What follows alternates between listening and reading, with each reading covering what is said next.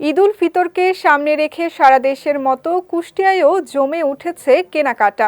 সকাল থেকে শুরু করে গভীর রাত পর্যন্ত বিপণী বিতানগুলোতে রয়েছে ক্রেতাদের উপচে পড়া ভিড়। এদিকে শপিং মলগুলোতে চলছে আভিজাত্যের লড়াই, অন্যদিকে নিম্ন ও মধ্যবিত্ত ক্রেতাদের সঙ্গে নিয়ে জমে উঠেছে ফুটপাতের দোকানগুলো। কুষ্টিয়া সদর প্রতিনিধি নাব্বির আল নাফিজের পাঠানো তথ্য ও চিত্রে বিস্তারিত ডেস্ক রিপোর্টে। আর মাত্র কয়েকদিন, এরপরই ঈদ উৎসবে মাতবে সারা দেশ। আসন্ন ঈদকে রাঙিয়ে তুলতে জমে উঠেছে বিপণী বিতানগুলো। স্বাদ ও সাধ্যের সমন্বয় ঘটিয়ে পছন্দের পোশাকে প্রিয়জনের মন ভরাতে এসব দোকানে ভিড় জমাচ্ছেন ক্রেতারা। সারা দেশের সঙ্গে তাল মিলিয়ে কুষ্টিয়াও লেগেছে ঈদের হাওয়া। রমজানের শেষ দশকে এসে জেলার প্রতিটি অলিগলি আর বিপণী কেন্দ্রগুলো সেজেছে বর্ণিল সাজে। রঙিন বাতি আর চোখ ধাঁধানো আলোকসজ্জায় ক্রেতাদের আকৃষ্ট করছেন ব্যবসায়ীরা। বিভিন্ন পণ্যের উপর রয়েছে বিশেষ ছাড়ও। আমি সবসময় নিউ চয়েজের কেনাকাটা করি, শুধু ঈদ উপলক্ষে না, সারা বছরই আমার পছন্দ নিউ চয়েজ।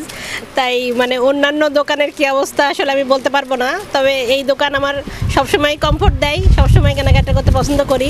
আমার মনে হয় আমার সাথে সাথে সব কাস্টমাররা এসে এখানে কেনাকাটা করতে পছন্দ করে। হ্যাঁ, আমার কাছে সাধ্যের মধ্যে।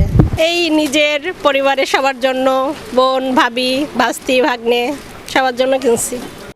শপিং মলগুলোর জৌলুসের সমান্তরালে সরগরম স্বল্প আয়ের মানুষের একমাত্র ভরসা ফুটপাতের দোকানগুলো। সামর্থ্য অনুযায়ী পছন্দের পণ্যের পরশায় মুখরিত এই দোকানগুলো।